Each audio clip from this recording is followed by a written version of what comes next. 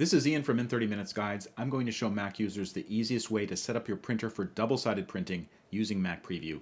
Let's get started. So we're in Finder, Mac Finder. I'm going to open up the PDF, this PDF right here, using Mac Preview. So right-click over the file, select Open With, and then select Preview. You don't want to use Adobe Acrobat because that will print in a different way.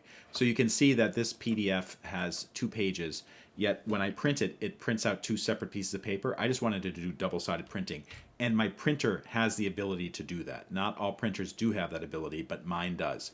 So when I open up the print dialog, and basically I did this by going to File, Print, or Command P, there's a whole bunch of settings here. One of them says double-sided. You want to make sure that that says on. Okay? Once you select on and then you press print, it will print on a single piece of paper if it's 2 pages. If it's 3 pages, it would use up 2 sheets of paper because it can only fit, there's 3 pages and the piece of paper only has 2 sides.